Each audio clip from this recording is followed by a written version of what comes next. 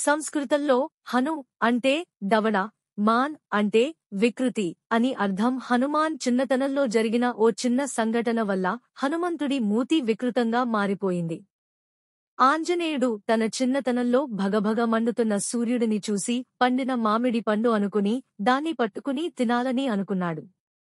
ఆ సమయంలో అతన్ని ఆపేందుకు ఇంద్రుడు తన వజ్రాయుధంతో కొట్టడం వల్ల హనుమంతుడి మూతి వికృతంగా మారిపోయింది.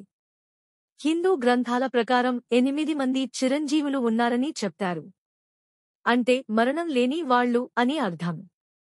వారిలో హనుమంతుడు కూడా ఒకడు. పురాణాల ప్రకారం కలియుగం చివరి వరకు కూడా రాముడి పేరు జపిస్తూ భూమిపై నివసిస్తూ ఉంటాడని అంటారు. మీకు తెలుసా, హనుమంతుడికి ఒక శాపం ఉంది. హనుమంతుడు చిన్నతనంలో తన చేష్టలతో ఋషులని ఇబ్బంది పెట్టేవాడు. ధ్యానంలో ఉన్న ఋషిని ఆటపట్టించడం వల్ల ఆగ్రహానికి గురైన మునివర్యులు ఆంజనేయుడిని శపించారు. దైవిక శక్తులు మరిచిపోయేలా శాపానికి గురయ్యాడు. సీతామాత కోసం అన్వేషించే సమయంలో జాంబవంతుడి వల్ల మళ్లీ హనుమంతుడు తన శక్తి సామర్థ్యాలని గుర్తు చేసుకున్నాడు. సీతాదేవి ఇచ్చిన బహుమతి తిరస్కరించిన హనుమాన్. శ్రీరాముడికి పరమ భక్తుడు హనుమంతుడు. ఒకనాడు సీతాదేవి హనుమంతుడికి అందమైన ముత్యాల హారాన్ని బహుమతిగా ఇచ్చింది. అందులో రాముడి పేరు లేని దేనిని తాను అంగీకరించబోనని చెప్పి ఆంజనేయుడు ఆ బహుమతి తీసుకునేందుకు నిరాకరించాడు. తన భక్తిని నిరూపించుకోవడం కోసం ఆంజనేయుడు తన గుండెల్లో కొలువై ఉన్న సీతారాములని చూపించాడు. నారింజ రంగు ఎందుకు? హనుమంతుడు అనగానే నారింజ రంగు జెండా కనిపిస్తుంది. విగ్రహాలు కూడా నారింజ రంగులోనే కనిపిస్తాయి. అలా ఎందుకు కనిపిస్తాయనే విషయం గురించి ఎవరికీ తెలియకపోవచ్చు. ఒకరోజు సీతాదేవి తన నుదిటి మీద కుంకుమ పెట్టుకోవడాన్ని హనుమంతుడు గమనించాడు. అలా ఎందుకు పెట్టుకుంటారని, దాని ప్రాముఖ్యత ఏమిటని అడిగి తెలుసుకున్నాడు.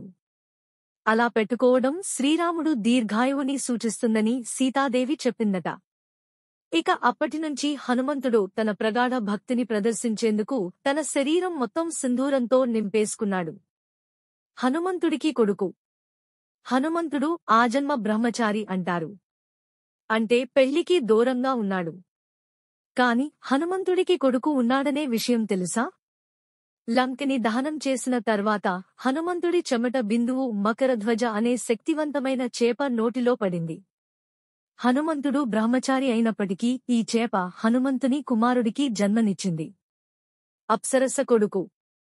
హనుమంతుడి తల్లి అంజన ఇంద్రుడి ఆస్థానంలో ఉండే అప్సరస. ఒకనాడు ఆమె శాపానికి గురైంది. భూమిపై వానర రూపంలో జన్మించింది. శివుని అవతారానికి జన్మనిస్తేనే ఆమె శాపం తొలగిపోతుందట. అలా ఆమె వానర యువరాణిగా జన్మించి కేసరిని వివాహం చేసుకుంది.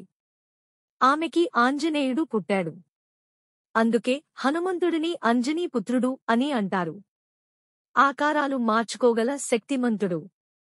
హనుమంతుడు తన ఆకారాలు మార్చుకోగల సమర్థుడు.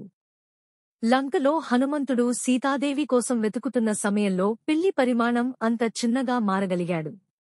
ఒక్కోసారి పర్వత పరిమాణం అంత ఎత్తులోకి రూపాంతరం చెందాడు.